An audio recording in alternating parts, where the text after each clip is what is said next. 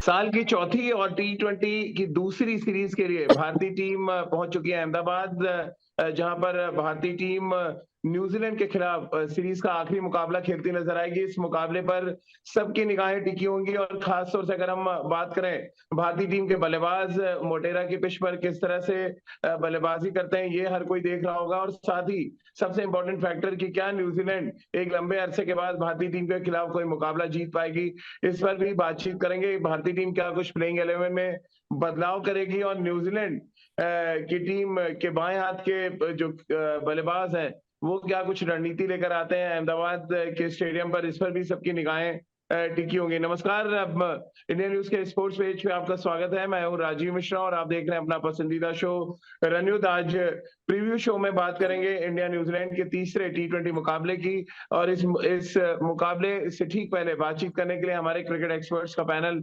हमारे साथ जुड़ चुका है। राजकुमार शर्मा जी, रितेंद्र सिंह सोढ़ी और सबा करीम हमारे साथ जुड़ चुके हैं। रितेंद्र, साल की दूसरी टी20 सीरीज है और चौथी सीरीज है कुल मिलाकर अगर बात करें। और अभी तक इससे पहले हमने तीनों सीरीज जीता है, यानी श्रीलंका के खिलाफ हमने ओडीआई और टी20 जीता, फिर न्यूजीलैंड के खिलाफ हमने क्लीन स्वीप किया ओडीआई में, और अब बारी टी20 क्रिकेट की है। लेकिन जिस तरह की क्रिकेट टी20 में हम खेल रहे हैं, डर लग रहा है थोड़ा, या आपको लग रहा है हम सीरीज जीतने जा रहे हैं? देखिए राजीव, थोड़ा सा प्रेशर तो है क्योंकि कुछ जी। चीजें हैं जहाँ पे काम करने की जरूरत है। अगर हम अपने टॉप ऑर्डर की बात करते हैं, कहीं ना कहीं it has not been blazing all cylinders. तो हम सब चाहेंगे कि आज हमारा टॉप टॉप ऑर्डर गरजे, और जो मिडिल ऑर्डर पे प्रेशर आता है, जो हम बात करते हैं सूर्य कुमार यादव पे जो ओवर डिपेंडेंसी नजर आ रही है टी20 फॉर्मेट में, कहीं ना कहीं भारतीय टीम को उससे उबरना होगा। तो वहां पे भारतीय टीम जरूर काम करना चाहेगी। अब बॉलिंग हमारी बहुत मुकम्मल लग रही है, फील्डिंग बहुत अच्छी हो रही है, लेकिन end of the day we have to think otherwise also कि सूर्य कुमार यादव का ऑफ डे भी हो सकता है। अगर वो ऑफ डे होता है तो आप कहाँ खड़े हैं, हमारी टी20 टीम कहाँ खड़ी है। तो भारतीय टीम को आज मुझे लगता है ये चिंता जरूर सता रही होगी, क्योंकि सूर्य कुमार यादव अगर रन बनाते हैं जीत पक्की हमेशा नजर आती है। लेकिन अगर गॉड फॉरबिड्स नहीं बनाते हैं, क्या हमारे पास उतना मुकम्मल बैटिंग लाइनअप है जो हमें मैच जिताए? तो वो आज देखना इंटरेस्टिंग रहेगा। शोभा भाई, तीसरा मैदान और तीसरा मैदान, अगर हम पहला मैच याद करें, रांची में टर्निंग ट्रैक, लखनऊ में टर्निंग ट्रैक, और अहमदाबाद भी इससे अछूता नहीं रहेगा। आपने भी बहुत क्रिकेट देखी है वहां पर और खेली भी है। आमतौर पर वहां पर भी मिट्टी कुछ इसी तरह की है जहाँ पे स्पिनर्स को थोड़ी मदद मिलती है। ऐसे में क्या कुछ आपके जहन में आ रहा है, तीन ऐसी इंपॉर्टेंट बातें जहाँ पे आपको लग रहा है भारतीय टीम उसको ठीक करके एक और सीरीज अपने नाम कर सकती है? देखिए, मुझे ये दोनों मैचेस देखकर ये लग रहा था कि हम लोग बहुत ज्यादा हार्श हो रहे हैं इस यंग टीम के ऊपर, क्योंकि ये कंडीशंस बहुत टफ है बल्लेबाजी करने के लिए, विशेष करके टी20 में। दोनों विकेटों में हम लोगों ने वही देखा है। और इस तरह की उम्मीद टीम करती नहीं जब वो टी20 जाती है खेलने के लिए। तो एक अलग किस्म का चैलेंज रहा है, और यहाँ से बहुत कुछ सीखने को मिल रहा होगा हमारी यंग यंग टीम को भी। और मुझे विश्वास है कि अहमदाबाद में अगर हमें विकेट थोड़ा बहुत बेहतर मिलता है तो वहां पर हमारा प्रदर्शन काफी अच्छा रहेगा, क्योंकि इन्हीं खिलाड़ियों ने शानदार प्रदर्शन किया है, चाहे वो आईपीएल हो, चाहे जब भी उनको मौका मिला है अंतर्राष्ट्रीय स्तर पर टी20 खेलने का। और इसी वजह से इनको इस समय जगह मिली है।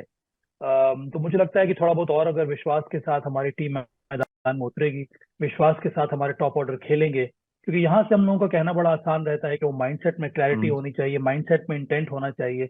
पर अंदर अगर अगर अगर विकेट बहुत ज्यादा डिफिकल्ट है तो वहां पर ये सारी चीजों को सामने लाकर बल्लेबाजी करना उतना आसान होता नहीं है। पर मैं उम्मीद कर रहा हूँ कि जो छोटी ने बात कही है कि टॉप ऑर्डर में हम लोग चाहते हैं थोड़ी और स्टेबिलिटी आ जाए, वो जरूर हमें देखने को मिलेगी, क्योंकि सबके सब प्रूवन परफॉर्मर हैं, चाहे वो शुभमन गिल हो, चाहे वो ईशान किशन हो, चाहे वो राहुल त्रिपाठी क्यों ना हो, हार्दिक पांड्या, सूर्य कुमार यादव, उसके बाद दीपक हुडा को एक नया रोल दिया गया है नंबर 6 पर आने के लिए, एक फिनिशर के रूप में। उनको भी थोड़ा समय लगेगा। मुझे तो काफी विश्वास है कि ये श्रृंखला हमें जीतनी चाहिए। और ये जो अंतिम मुकाबला है टी20 का जो अहमदाबाद में, मुझे लगता है विकेट थोड़ा बहुत अच्छा रहेगा, वहां पर अच्छा प्रदर्शन देखने को मिलेगा भारतीय बल्लेबाजों से भी। और सीरीज में राजकुमार सर, क्रिकेटर्स के परफॉर्मेंस से ज्यादा पिच चर्चा में है। वो चाहे कप्तान हो या टीम के मेंबर्स हो, सब पिच को आड़े हाथों ले रहे हैं। हालांकि गौतम गंभीर ने एक बड़ा स्टेटमेंट दिया कि बल्लेबाजों को ये भी देखना चाहिए कि आप इस तरह की पिच पे रन कैसे बनाए बनस्पत इसके कि आप सारा ठीकरा जो है वो पिच पे फोड़ दें। अब अहमदाबाद, क्योंकि आप जा चुके हैं अहमदाबाद की पिच को, आपने देखा हुआ है, क्या कुछ जहन में चल रहा होगा जब दोनों टीमें पहुंची होंगी? एक और टर्निंग ट्रैक इंतजार कर रहा है, या आपको लग रहा है थोड़ा सा बेटर विकेट मिलेगा और यहाँ पर बल्लेबाजों के लिए कम से कम थोड़ा मौका होगा? बिल्कुल राजीव, उम्मीद है कि ये बेहतर विकेट होगा। और पास्ट में हमने देखा भी है कि ये बेहतर विकेट है बल्लेबाजी के लिए, जहां पर कि रन बनते हैं। स्पिनर्स को जरूर मदद मिलती है, लेकिन ऐसी नहीं जैसी कि लखनऊ में थी। लखनऊ तो बिल्कुल रैंक टर्नर था, पहली बॉल से बॉल ऐसा स्क्वायर टर्न हो रहा था, तो वहां पर बल्लेबाजी वाकई में बहुत मुश्किल थी। और मुझे उम्मीद है और यकीन भी है कि अहमदाबाद ऐसा नहीं होगा। अहमदाबाद एक बेटर बैटिंग विकेट होगी और हेल्प जरूर स्पिनर्स को होगा, लेकिन इतना नहीं जितना कि इन दोनों मैचेस में देखने को मिला। और एक स्पोर्टिंग विकेट होगा, जहां पर कि सभी के लिए कुछ ना कुछ होगा, भले वो बल्लेबाज हैं, फास्ट बॉलर हैं या स्पिनर हैं। तो एक बेहतर गेम मुझे लगता है कि अहमदाबाद में सभी को देखने को मिलेगा। समा भाई, क्या कुछ टीम आप खेलते देख पा रहे हैं? क्या थोड़ा रोटेशन आप देखना चाहते हैं, या बैटिंग ऑर्डर में थोड़ा चेंज है? मसलन आप किसी ओपनर को इंक्लूड करके बैटिंग ऑर्डर में थोड़ा रिशफल, कुछ चेंजेस आप देखना चाहेंगे? क्योंकि अभी तक ऐसा नहीं है कि बहुत कन्विंसिंगली हमारा प्लेइंग 11 जीत रहा है और हम कोई छेड़छाड़ ना करें। शायद बेहतर विकल्प के साथ जाएं और बेहतर रिजल्ट हमें मिले। देखिए, अगर आप जब आप टीम को बिल्ड करना चाह रहे हैं तो जिन खिलाड़ियों को आपने चुना है उनको आपको और मौके देने होंगे। देखिए, विकल्प तो आपके पास कई सारे हैं। आप नए खिलाड़ी को लेकर आ जाएंगे, पर आप क्या संदेश दे रहे हैं जिनको आप लेकर आए हैं? या क्या आप ये संदेश दे रहे हैं कि 2 मैचेस में आपको टेस्ट किया है मैंने, वो भी टफ कंडीशन, वहां आपने नहीं रन नहीं, नहीं 5 बनाया मैचेस हो आपको? गए, बस अब भाई सबको मिल गए अब तो, हाँ, तो टॉप पे वही जो मैं भी कह रहा खेल हूँ, रहा है। 5 मैच में ऐसे ऐसा नहीं है ना कि इन खिलाड़ियों ने रन नहीं बनाया है। मुझे लगता है कि अभी भी टीम को बिल्ड बिल्ड करने के स्टेज में है, थोड़ा बहुत समय हमें देना होगा। अच्छी बात है कि आपने पृथ्वी शॉ का सिस्टम में आप लेकर आए हैं, और अगर वो टीम के साथ रहेंगे तो उनके अंदर और ज्यादा अनुशासन आएगा, उनको आप मॉनिटर कर सकते हैं, उनको आप गाइड कर सकते हैं। राहुल द्रविड़ हैं वहां पर, तो अब ये जरूरी नहीं है कि उनको खिला दिया जाए। मैं भी मानता हूँ उनके टैलेंट को, मैं भी जानता हूँ उनकी एबिलिटी को, पर अभी जिन खिलाड़ियों को आपने मौका दिया, शुभमन गिल को हम लोग, हमारी हमारी कोशिश यही है कि उनको हम ऑल 3 फॉर्मेट का प्लेयर बनाए। तो क्या हम 2 मैच के बाद उनको बोलेंगे नहीं अब हो गया आपका? या फिर ईशान किशन को हम बिल्ड करें, कि अब उनको भी हम बताएंगे कि नहीं अब बहुत हो गया? मुझे लगता है थोड़ा बहुत हमें इनको और मौका देना चाहिए, ज्यादा चेंजेस करने की जरूरत नहीं है। और ऐसे भी ये T20 का ये अंतिम मुकाबला है। जो जिन खिलाड़ी को आपने चुना है, मुझे तो लगता है कि उनको और भी आगे मौका मिलना चाहिए। रितेंद्र, आप कैसे देख रहे हैं? मैं चलिए प्लेइंग 11 में बदलाव ना सही, थोड़ा बैटिंग ऑर्डर में रिशफल देख सकते हैं। अब राहुल त्रिपाठी से ओपन करा लें, नंबर 3 पे आप ईशान किशन को ले आए, या दीपक हुड्डा को आप थोड़ा ऊपर बैटिंग करा लें, थोड़ा नीचे हार्दिक वहां पे खेल लें। थोड़ा चेंजेस क्या बैटिंग ऑर्डर में बेहतर हो सकता है? क्योंकि बैटिंग स्ट्रगल कर रही है, और चलिए अगर आप प्लेइंग 11 में बदलाव नहीं, तो कम से कम बैटिंग ऑर्डर में थोड़ा चेंजेस करके देखें एक बार। जी हाँ राजीव, देखिए वो एक स्कूल ऑफ थॉट हो सकता है। अब टीम मैनेजमेंट कैसा सोच रही है वो देखना इंटरेस्टिंग रहेगा, कि आप राहुल त्रिपाठी को ऊपर लाना चाहेंगे, वो कंफर्टेबल वहां पे है नहीं है, बहुत सी चीजें वहां काउंट करती हैं। क्योंकि अगर आप बैटिंग ऑर्डर हिलाते हैं, माइंडसेट चेंज होता है। क्योंकि एकदम आप पिछला मैच एक ऑर्डर पे खेलें, एकदम आपको दूसरे ऑर्डर पे लाया जाता है, तो वो टीम के हित के लिए कैसा साबित होगा, वो देखना फिर मुझे लगता है अभी हमें कुछ क्षणों में पता चलेगा। बट मैं यहाँ साबा से बिल्कुल एग्री करता हूँ राजीव। देखिए, अब आप विश्वास दिखा रहे हैं लड़कों में। शुभमन गिल एक ऐसा नाम है, आप उनको 3 फॉर्मेट प्लेयर बनाना चाहते हैं। ईशान किशन एक ऐसा नाम है। तो ये सब ऐसे नाम है जहां पे आपको सेमलेंस दिख रही है कि ये लंबा खेल सकते हैं भारत के लिए। देखिए, एक ऐसा प्लेयर होता है जहां आप मौका देने से उसको हिचकिचाते हैं, आप सोचते हैं नहीं यार ये हमारा बंदा नहीं है, हमारा लंबी रेस का घोड़ा नहीं है, हमने इसमें बहुत इन्वेस्ट कर लिया है, लेकिन ये परफॉर्म शायद नहीं कर पाएगा, अंतरराष्ट्रीय क्रिकेट के लिए ये बना ही नहीं है। तब और बात है, you bring in new players. But अगर आप जानते हैं कि आपके टेस्टेड प्लेयर्स हैं, परफॉर्मर्स हैं, शुभमन गिल, ईशान किशन के अब परफॉर्मेंस को कौन सवाल कर सकता है? They have been champions. लेकिन जी हाँ, आपने सही कहा, T20 क्रिकेट में they have to prove their mettle. तो वो मेटल मुझे लगता है फिर टाइम आ जाएगा। They have it in them, they have it in them to make it big, to make it count when it comes to 20 cricket, T20 cricket too. तो आज वो दिन शायद आ जाएगा जब हम शुभमन गिल, ईशान किशन को लंबे रन्स बनाते देखेंगे। और जो टॉप ऑर्डर का डिलेमा है, वो कहीं ना कहीं आज वो वैक्यूम, भारतीय टीम उससे उबर के सही तरीके से निकलेगी और मैच जीतेगी। राजकुमार सर, लंबी रोप देने की परिभाषा क्या है आपकी नजर में? 5 मैच, 10 मैच, कितने मैच आप देखते हैं? देखिए राजीव, ये तो लंबी आपको रोप थोड़ी से पूछना चाहिए राजकुमार, रोप की तो बात तो ही करते हैं। वो थोड़ी रोप बहुत छोटी है, रसोड़ी की रोप बहुत छोटी है, और मेरी कुछ ज्यादा ही लंबी है, और क्योंकि मेरा मानना आपकी आपकी लंबी रोप की तरह आपकी गाड़ी भी ठीक ठाक लंबी लग रही है। अब नहीं, मैं ये कह रहा हूँ कि जब आप किसी प्लेयर को सेलेक्ट करते हैं इंडियन टीम में, तो आप उसकी परफॉर्मेंस देख के सेलेक्ट करते हैं। आपको लगता है कि ये कैपेबल है, ये प्लेयर है जो इंडिया के लिए खेलना चाहिए। Once you select such player, तो आपको उसको लंबी रोप देनी ही होगी, क्योंकि आपने उसमें पोटेंशियल देखा है, आपने उसका टैलेंट देखा है, इसलिए आपने उसको सेलेक्ट किया इंडियन टीम में। तो उसको भरपूर मौके मिलने चाहिए। ऐसा नहीं होना चाहिए कि वो एक मैच में उसको अच्छी बॉल पड़ गई, एक में अंपायर ने आउट दे दिया, या एक में उसने गलत शॉट मार के वो आउट हो गया, तो 3 इनिंग उसकी काउंट हुई और आपने उसको ड्रॉप कर दिया। ऐसा नहीं होना चाहिए। अगर, क्योंकि बहुत मेहनत करके इंडिया खेलना बहुत आसान नहीं है। जो लोग भी इंडिया खेलते हैं वो बहुत मेहनत करके वहां पर पहुंचते हैं, और कुछ ना कुछ मेरा मानना है कि उनमें औरों से हटकर होता है, तभी वो इंडिया खेल पाते हैं। तो वहां पर जो पहुंचा है, तो उसके साथ अनफेयर नहीं नहीं नहीं, होना चाहिए। राजकुमार सर, मुद्दा ड्रॉप करने का नहीं है। अगर आपकी टीम में मसलन 2 ओपनर और बैठे हैं, मैं एक रोटेट, अगर आप बॉलर्स को रोटेट करने की बात करते हैं तो बैट्समैन को रोटेट करने में क्या प्रॉब्लम है? नहीं, आप कोई देखे तो प्रॉब्लम सही, कम से कम 5 मैच, किसी बैट्समैन को 5 मैच 6 मैच आप दे चुके हैं, अगर वो रन नहीं बना पा रहा उस सर्टेन स्लॉट पे, माना कि वो प्रूवन है, ट्राइड एंड टेस्टेड है, बट जो टीम में आपने सेलेक्ट किया उनको भी तो आपको देना पड़ेगा मौका, और कब देंगे फिर आप? नहीं, उनका जब मौका आएगा तो उन्हें भी पूरा मौका मिलना चाहिए राजीव, लेकिन 2 मैचेस के बाद आप शुभमन गिल या ईशान किशन जैसे प्लेयर को नहीं नहीं नहीं, ड्रॉप कर फिर सकते दो हो। मैच नहीं हुए राजकुमार सर, आप श्रीलंका के 3 मैच क्यों भूल जा रहे हैं? और नहीं, 5 मैच में लेकिन आपके चलिए, सबसे बड़ी परेशानी जो रही वो टॉप ऑर्डर का प्रदर्शन रहा है 5 मैच में।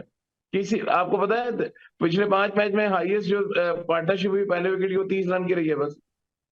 वो 36 रन की पार्टनरशिप है, वो तो मैंने भी देखा था स्टार्ट कि 36 रन जी, हाईएस्ट पार्टनरशिप रही है हमारी। तो लेकिन फिर ये राजीव, मतलब चिंता तो है एक ही बात ना, सुनिए। आपको स्टार्ट नहीं मिल रहा है, 5 मैच हो चुके हैं।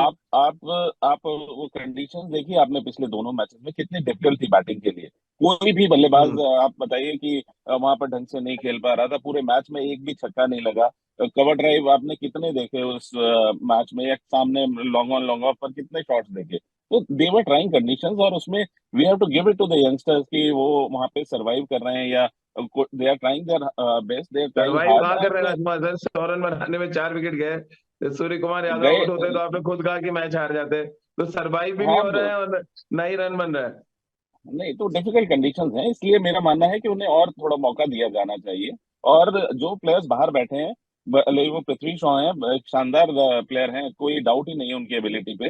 लेकिन जब वो खेलेंगे तो उनको भी ऐसे ही लंबी रोप दी जानी चाहिए कि आप उनको 5-6 इनिंग्स दीजिए, कि वो अपने आप दिखा सकें कि उनमें क्या मादा है, क्या टैलेंट है उनका, या क्या कैपेबिलिटी है उनकी।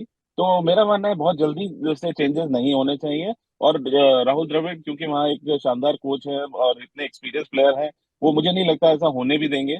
और ये बहुत जी, अच्छी बात है इंडियन क्रिकेट के लिए कि हम लोग अपने यंगस्टर्स को ग्रूम कर रहे हैं, और इसी तरह बेंच स्ट्रेंथ भी बनती है राजीव की। जब आप एक प्लेयर्स इन प्लेयर्स को ग्रूम करेंगे जिन्हें हमें पता है कि ये बहुत टैलेंटेड प्लेयर्स हैं।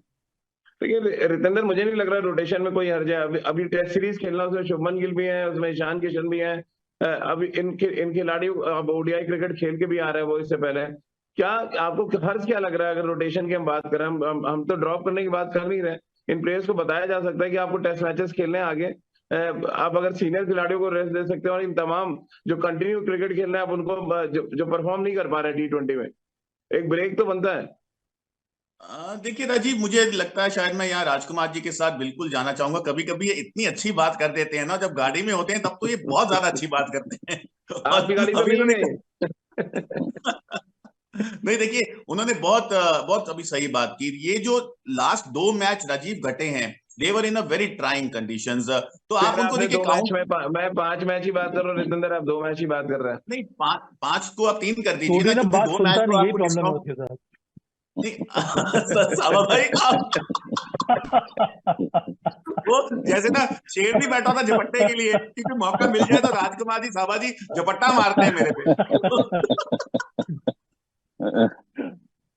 लेकिन देखिए राजीव, मुझे लगता है अभी हमें इनको और समय देना होगा। They are your best players in the team, but you're right, इनको रन्स बनाने होंगे, और आज का मैच इंपॉर्टेंट है। अगर हम शुभमन गिल और ईशान किशन की बात करते हैं, और रोटेशन अभी शायद at the moment it is not the need of the hour. सवा भाई ऑल फॉर्मेट प्लेयर्स हैं ये, शुभमन गिल है, ईशान किशन है, कंटिन्यूअस क्रिकेट खेल रहे हैं फ्रॉम द फर्स्ट डे साल 2023 में। आपको लग रहा है थोड़ा इसका भी असर नजर आ रहा है रस्टी होने का उनकी बैटिंग में? आप as a selector, as a cricketer कैसे देख रहे हैं? ये तो चयनकर्ताओं को पहले सोचना चाहिए था, फिर आपने इनको पिक क्यों किया T20 में? आपने पिक इस वजह से किया है कि उनको लगता है कि अभी भी आप फिट हैं और एनर्जेटिक और इंटेंसिटी के साथ खेल सकते हैं। अगर आपके अंदर फटीग आ गया है, अगर आप टायर्ड है, तो फिर आपको खेलना नहीं चाहिए। ये तो निर्णय हम्म चयनकर्ताओं को लेना था। और कई बार इस प्रकार के निर्णय जो है वो टीम मैनेजमेंट उनको बताती है, या फिर जो सपोर्ट स्टाफ है वो रिले करती है चयनकर्ताओं को। विशेष करके पेस बॉलर्स के साथ या बॉलर्स के साथ ये ज्यादा होता है। उनको लगता है कि वर्कलोड मैनेजमेंट वहां पे जरूरी है। या फिर हम्म विराट कोहली जैसे खिलाड़ी के साथ होता है, क्योंकि इतने सालों से तीनों फॉर्मेट वो खेलते आ रहे हैं। पर ये यंगस्टर्स हैं, अभी कितने सारे मैचेस खेल रहे हैं। हम तो ऐसी बात कर रहे हैं, लगता है वो रेगुलरली मैच खेल रहे हैं। अभी अभी शुरू हुआ है उनका अंतर्राष्ट्रीय क्रिकेट करियर, अभी तो खेलने दीजिए ना। अभी आप, अगर आप हम्म शुभमन गिल को बोलेंगे नहीं आप रेस्ट ले लीजिए, बोले क्यों भाई, मुझे खेलना है, मुझे रेस्ट नहीं लेना है। मैं तो बैट्समैन हूँ, मुझे तो रन बनाने हैं। पेस बॉलर की बात अलग है, वहां पर आप ध्यान देकर आपको चुनना होता है कि वर्कलोड मैनेजमेंट के बारे में प्रीएम्प्ट डिसीजन लेने होते हैं कि अगर और एक दो मैच और ज्यादा खेल लेगा तो इंजरी होने के चांसेस हैं। बैटर्स के लिए मुझे लगता नहीं है कि ये सब लागू होना चाहिए। देखिए, आपने जो बात कही उसका एक अलग नजरिया है। कि अगर आपको रेस्ट देना है, जो आप बात कर रहे हैं, वो अलग बात हो गई। पर जहां तक लॉजिकल एक्सप्लेनेशन है किसको खिलाना चाहिए किसको नहीं खिलाना चाहिए, वो अलग बात है। जो जो जो हम्म राजकुमार सोडी कर रहे हैं या फिर मैं कह रहा हूँ। एक बार आपने खिलाड़ी को अंदर टीम में लिया है तो उसको आपको पूरा मौका मिलना चाहिए। उदाहरण के तौर पर राहुल त्रिपाठी, अगर आपको लगता है कि भाई अब 5 मैचेस उनको हमने खिला दिए, 6 मैचेस हमने खिला दिए, ये अब मुझे लगता नहीं है कि अंतर्राष्ट्रीय क्रिकेट के लिए फिट है इस समय, इनको मैं टीम से बाहर कर रहा हूँ, ये वापस जाइए डोमेस्टिक क्रिकेट वहां पर खेलिए, आईपीएल खेलिए, आप फिर से वापस अच्छा परफॉर्म करेंगे, हम्म तब हम आपके बारे में सोचेंगे। फिर जो दूसरे लाइन में है पैकिंग ऑर्डर में, उसको मौका मिलेगा, चाहे वो पृथ्वी शॉ हो गए या ऋतुराज गायकवाड़ हो गए, वो अलग बात है। तो ये डिसीजन टीम मैनेजमेंट और चयनकर्ताओं को लेना होता है कि ये खिलाड़ी को आपने मौका दे दिया है, अब इसके आगे हमें मौका देना नहीं है। अब हम नए खिलाड़ी को ट्राई आउट करेंगे, वो अलग बात है। तो मुझे अभी भी लगता है कि जिन खिलाड़ी को आपने चुना है उनको ज्यादा मौके मिले नहीं है और उनको मौका मिलना चाहिए। रितेंद्र, सपोज करें जो सवा भाई ने कहा कि मान लिया कि राहुल त्रिपाठी को आप कंसीडर नहीं करते तीसरे मैच में, और आपका जो बेंच में बैठे हुए दोनों ओपनर्स है, ऋतुराज गायकवाड़ और पृथ्वी शॉ, अब इनमें से आप जिसको ले आते हैं वो ओपन करेगा, तो फिर नंबर 3 पे आप किसको खिसकाएंगे वहां से, ईशान किशन और शुभमन गिल में से? अ, देखिए राजीव, ये फिर हम वो बात कर रहे हैं जो मुझे नहीं लगता शायद होगी, लेकिन अगर ऐसा होता है तो जरूर आप शुभमन गिल को वहां से हटाना चाहेंगे। But again that would not do justice to Shubman Gill और ईशान किशन। हाँ। इस समय जरूरत नहीं है राजीव। आपकी देखिए बेंच स्ट्रेंथ आपकी मुकम्मल नजर आ रही है, उनका भी मौका आएगा। और ये बहुत जरूरी होता है आप कब किसको मौका देते हैं। तो आज हम्म Shubman Gill, Ishan Kishan, they are blazing all cylinders. अगर हम ओडीआई क्रिकेट की बात करते हैं, कॉन्फिडेंस उनका बुलंदियों पे है। T20 में जरूर उनको थोड़ा इंप्रूवमेंट की जरूरत है। लेकिन आज अगर आप रोटेशन पॉलिसी का नाम देके उनको बाहर कर देंगे या उनको ड्रॉप कर देंगे, तो शायद उनके कॉन्फिडेंस के हित के लिए ये बढ़िया नहीं होगा। तो जी हाँ, आप हम्म उनको अभी खिलाइए और खिलाना बनता भी है। और मुझे पूरा भरोसा है कि आने वाले समय में आज के मैच में ही ये एक बड़ी फॉर्म पकड़ेंगे और T20 क्रिकेट में जो टॉप ऑर्डर का डिलेमा है वो कहीं ना कहीं आज पूरा हो जाएगा। रितेंद्र, मैच आज नहीं है वैसे, कल है, 1 फरवरी को है, बजट जिस दिन आएगा तो देखिए, फिर रन से नहीं बजट सुनता है बात। का हम इंतजार बात करेंगे, सुनता नहीं है वैसे ना, तो आम इसीलिए बजट है। प्रॉब्लम होती है। लेकिन राजकुमार सर, फिर तो मतलब आप तीनों लोग की अगर हम माने तो प्लेइंग 11 में आप लोग कोई बदलाव नहीं देख रहे हैं? मुझे लगता है कि प्लेइंग कंडीशंस देख के वो चेंज जो पिछले मैच में हुआ है वो चेंज दोबारा हो सकता है। अगर वहां पे लगेगा कि फास्ट बॉलिंग को थोड़ी सपोर्ट है, तो हो सकता है उमरान मलिक एक स्पिनर की जगह पर वापस आ जाए।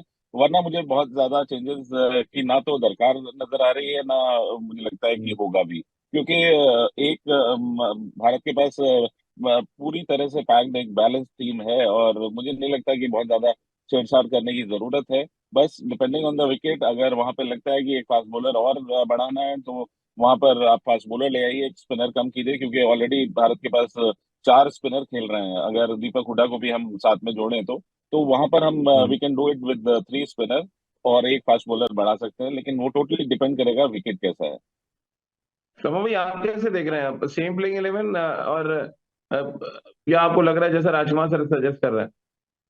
हाँ, प्लेइंग कंडीशन के हिसाब से आप एक दो परिवर्तन कर सकते हैं। आप एक और पेस बॉलर आपको खिलाना है तब उसको खिला सकते हैं, एक स्पिनर ड्रॉप हो जाएगा। देखिए बात ये भी होनी चाहिए कि युजवेंद्र चहल को पिछले मैच में आपने खिलाया, उनसे आपने 2 ओवर सिर्फ करवाए, 2 ओवर में एक विकेट भी उन्होंने लिया, अच्छी गेंदबाजी भी की।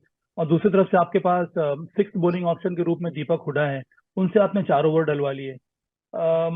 तो ये जो कॉम्बिनेशन के साथ जब मैदान में उतर रहे हैं उनको आप ठीक प्रकार से यूटिलाइज भी तो करना होगा। युजवेंद्र चहल आपके प्रीमियर T20 बॉलर, उनको आप 4 ओवर करवाते नहीं है, और आप ऐसे बॉलर से करवाते हैं जो एक 6 से 7 बॉलिंग ऑप्शन है। तो थोड़ी बहुत तो मुझे लगता है कि हार्दिक पांड्या को इन सब बातों पर भी ध्यान देना होगा। उस हिसाब से आपको प्लेइंग 11 में अपने परिवर्तन अगर करने हैं तो करने होंगे, कि अगर आप इनको खिला रहे हो उनको मैं ठीक प्रकार से यूटिलाइज कर पा रहा हूँ कि नहीं।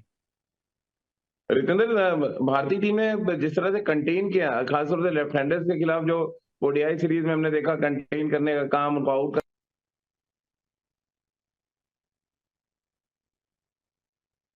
इस्तेमाल की बात करें, कैसे आप देख रहे हैं जिस तरह से हार्दिक पांड्या ने अपने रिसोर्सेज का इस्तेमाल किया, खासतौर से लखनऊ में स्पिनर्स को ले आए, वो शुरुआत में ही पहले पावर प्ले में लेफ्ट हैंडर्स के अगेंस्ट जो एक नई स्ट्रैटेजी हम देख रहे हैं, वो कितनी कारगर रही है, और क्या यही स्ट्रैटेजी हमें सीरीज जिताएगी? बिल्कुल राजीव, मुझे लगता है बहुत अच्छी स्ट्रैटेजी है। और अगर हम स्पिनर्स की बात करें राजीव, हमें ये भी नहीं भूलना चाहिए पिछले 2 मैच बहुत ज्यादा स्पिनर फ्रेंडली विकेट्स थे, वहां पे स्पिनर्स को बहुत मदद मिल रही थी। तो इतना मुश्किल नहीं होता है स्पिनर्स के लिए जब उनको ऐसे ट्रैक्स मिलते हैं। They just have to get their pitching right. तो हमारे स्पिनर्स ने तो मुकम्मल बॉलिंग की है, और यही उम्मीद होगी कल के मैच में भी ऐसी ही बॉलिंग की जाएगी। लेकिन हम सब उम्मीद करें, जो विकेट इतना स्पिनर फ्रेंडली था पिछले 2 मैचेस में, शायद ऐसा ना हो, और होना भी नहीं चाहिए। तो वहां पे स्पिनर्स का थोड़ा ज्यादा टेस्ट हो सकता है स्ट्रैटेजी में भी थोड़ा बदलाव आए। लेकिन अगर हम भारतीय स्पिनर्स की बात करते हैं, अभी तक जैसे सीरीज घटी है, you have to give them 10 on 10। Rajkumar, आप कैसे देख रहे हैं न्यूजीलैंड को हमने जिस तरह से रोका है? हालांकि न्यूजीलैंड ऑन पेपर ज्यादा बेहतर बैटिंग साइड दिख रही थी हमसे, कैसे आप देखते हैं जिस तरह से अभी तक हमने स्ट्रैटेजी अपनाई है, खासतौर से लेफ्ट हैंडर्स के अगेंस्ट? राजीव, बहुत कुछ उसमें कंट्रीब्यूट किया है विकेट ने भी। थोड़ी सी मुश्किलें हुई हैं न्यूजीलैंड, क्योंकि यूज टू नहीं है ऐसी विकेट्स पे खेलने के। तो उनके लिए बहुत बड़ा एक सरप्राइजिंग था ये, बहुत बड़ा सरप्राइज था उनके लिए कि इस तरह की विकेट्स पर खेलना। और साथ साथ क्रेडिट देना चाहूंगा भारतीय गेंदबाजों को भी कि उन्होंने बहुत शानदार स्ट्रेटजी अपनाई, अच्छे एरियाज में बॉल डाली। और जो एक स्वीप और रिवर्स स्वीप जो अक्सर हम देखते हैं कि फॉरेन टीम जब आती है इंडिया में तो वो यूज करती हैं, वहां पर उन्होंने कंट्रोल किया, काफी अच्छी स्ट्रेटेजी बनाई। और वो जो विड्थ नहीं दी उन शॉट्स के लिए, तो वो बहुत इंपॉर्टेंट है। और पूरा क्रेडिट जाता है भारतीय गेंदबाजी को, प्लानिंग को, और जो एग्जीक्यूट वो कर पाए उन सभी चीजों को। एक और खिलाड़ी की बात करके चर्चा खत्म करते हैं। बड़ा इंपॉर्टेंट रोल पे T20 में सबमई वाशिंगटन सुंदर कर रहे हैं, जिस तरह से वो बॉलिंग कर रहे हैं, कॉटन बोल्ट जिस तरह से पकड़ा, बड़ा इंपॉर्टेंट कंट्रीब्यूशन बैट से वो दे रहे हैं। क्या वो T20 के लिए बड़ा एसेट साबित हो सकता है आने वाले टाइम में? हाँ, निश्चित रूप से राजीव, उनको उनके लिए सबसे बड़ा चैलेंज है फिट रहना। क्योंकि काफी मैचेस, जो भी मैचेस उन्होंने खेले हैं वो बीच बीच में खेले हैं, क्योंकि वो फिट रहते नहीं है ज्यादा। मुझे लगता है अगर अपने शरीर का ख्याल रखेंगे तो बेहतरीन यूटिलिटी प्लेयर है वो टीम के लिए, विशेष करके व्हाइट बॉल क्रिकेट में। जिस तरह से उन्होंने बैटिंग में जो निखार देखने को मिल रहा है, इसका मतलब ये है कि उन्होंने स्पेसिफिक एरियाज में काम किया है अपने बैटिंग के लिए। और ये चीज अगर एक यंगस्टर में देखने को मिलती है, इसका मतलब है कि वो अभी भी तैयार है बहुत कुछ सीखने के लिए। कई बार खिलाड़ियों को मैंने नोटिस किया है कि एक बार वो अंतर्राष्ट्रीय क्रिकेट खेलने लगते हैं, फिर अपने गेम पर वो काम करना खत्म कर देते हैं, या फिर गेम में और कुछ ऐड करने की चेष्टा में लगते नहीं है। पर ये एक ऐसा खिलाड़ी है जो और भी मल्टी डायमेंशनल बनना चाह रहा है, चाहे वो बल्लेबाजी हो, फील्डिंग हो या गेंदबाजी हो, वहां पर और ज्यादा मेहनत करना चाह रहा है। तो इसी लिहाज से मुझे लगता है कि बहुत ही शानदार वो प्लेयर साबित हो रहे हैं। उनसे गहराई बढ़ जाएगी भारतीय टीम के पास की बल्लेबाजी में। आपके पास कई सारे विकल्प सामने आ जाते हैं, और एक ऐसे बॉलर है जो राइट हैंडर्स के विरुद्ध भी अच्छी गेंदबाजी कर सकते हैं। तो ऐसी बात नहीं है वो मैचअप की जो हम लोग बात करते हैं वो इस प्रकार के गेंदबाज के ऊपर लागू होती नहीं है। राजकुमार सर, इन दिनों बड़ा सोशल मीडिया पे लखनऊ मैच का एक तस्वीर भी चल रही है, जहाँ पे सूर्या और ईशान ने थर्ड एम्पायर ले लिया बिना कप्तान के गए, और हार्दिक को बहुत गुस्सा आ गया। क्या क्या कीपर और जो वाइस कैप्टन है, क्या बात करके थर्ड एम्पायर ले नहीं सकता है? हार्दिक ने कहा मैं भी हूँ मैदान पे, और वो वीडियो, वो तस्वीरें हम सबने भी देखा है। ये क्या इनएक्सपीरियंस कैप्टन की निशानी थी जिस तरह हार्दिक गुस्सा हुए? नहीं, देखिए रूल यही है कि कप्तान ही मांगेगा, वाइस कैप्टन या यानी ओनर अगर नहीं कीपर मांग और वाइस सकता। कैप्टन मांगते हैं तो अंपायर मना कर सकता है टाइम खत्म हो जाए तो? डेफिनेटली कर सकता है। मुझे ओ, तो जहां तक रूल रूल का पता है, तो मेरे ख्याल से तो यही है कि कप्तान को ही मांगना पड़ेगा। और हम्म, बैट्समैन के केस में अलग बात है कि वो बैट्समैन मांगता है, लेकिन बॉलिंग टीम जब है तो कप्तान को ही अपील करनी चाहिए कि मुझे थर्ड एम्पायर चाहिए। और ये थोड़ा गलती हो गई, हीट ऑफ द मोमेंट में हो जाता है ऐसा, और कोई इतना बड़ा इशू नहीं है। ये धीरे धीरे हम्म। ही सब चीजें सीखी जाती हैं, और बहुत बड़ा इशू नहीं है। और हार्दिक ने भी बड़े जोकिंगली कहा है कि मैं हूँ यहाँ पर, कोई सीरियस नहीं लिया उन्होंने। लेकिन सवा भाई, क्या सेम एज ग्रुप के होने की वजह से ये चीजें हो जाती है कभी कभी कि कीपर और वाइस कैप्टन भूल जा रहा है कि कप्तान मैदान पे है? और हार्दिक ने जिस तरह से रिएक्ट किया वो बड़ा इंटरेस्टिंग था कि मैं भी हूँ भाई, मेरे को डिसीजन लेने दो। ये तीनों एक समय में मुंबई इंडियंस के लिए खेलते थे राजीव, तो बहुत ज्यादा वो एग्जैक्टली। कैमराडरी है इन तीनों के बीच। देखिए वो पॉसिबल है अगर आपने वाइस कप्तान और कीपर को ये रोल दे दिया है, अगर वो सामने खड़े हुए हैं इनफील्ड में, तो वो डिसाइड कर सकते हैं कि भाई डीआरएस हम लोग ले रहे हैं। कि अगर अगर कप्तान बहुत बाहर खड़ा हुआ है तो उसको कैसे पता चलेगा कि डीआरएस लेना है कि नहीं लेना है? पर अंत में कप्तान से आप कंसल्ट तो कीजिएगा कि मैं डीआरएस ले रहा हूँ। यही इसी के बारे में मुझे लगता है कि हार्दिक पांड्या थोड़ा बहुत बात कर रहे होंगे। पर हाँ, अच्छी बात है। ये यही तो यंग जनरेशन है, इन लोगों को इस प्रकार के इश्यूज को अपने आप ही सेटल करना होगा। बिल्कुल, और ऐसा भी नहीं लगना चाहिए कि मैदान पे 11 कप्तान खेल रहे हैं, क्योंकि क्रिकेट में कप्तान एक ही होता है जो टॉस के लिए जाता है, जो डिसीजन टॉस पे लेता है, और फिर हाँ। मैदान पे बाकी चीजों को कमांड भी कप्तान करता है। बहुत बहुत शुक्रिया सभा हम्म। भाई और राजकुमार सर और जितेंद्र, आपका हमारे साथ जुड़ने के लिए। तो साल की चौथी सीरीज यानी कि T20 की दूसरी सीरीज, और भारतीय टीम के कप्तान यही चाहेंगे कि उनका विनिंग मोमेंटम जारी रहे, क्योंकि as a T20 captain, future captain के तौर पे उनको देखा जा रहा है। और ऐसे में तमाम क्रिकेट एक्सपर्ट्स, फैंस की नजरें हार्दिक पांड्या पे टिकी होंगी कि वो किस तरह से अपनी टीम को लीड करते हैं और विपरीत परिस्थितियों में जाकर न सिर्फ मैच कैसे जीतते हैं बल्कि सीरीज किस तरह से अपने नाम करने में कामयाब रहते हैं, क्योंकि अंत में रिजल्ट बहुत मायने रखता है। और जब भी ये सीरीज खत्म होगी या साल जब खत्म होगा तो ये देखा जाएगा कि हार्दिक पांड्या ने कितनी सीरीज बतौर कप्तान अपने नाम की है। और शायद इसीलिए अहमदाबाद का मैच न सिर्फ भारतीय टीम के लिए बल्कि भारतीय कप्तान के लिए बेहद जरूरी है। तो आज की हमारे इस चर्चा में फिलहाल इतना ही।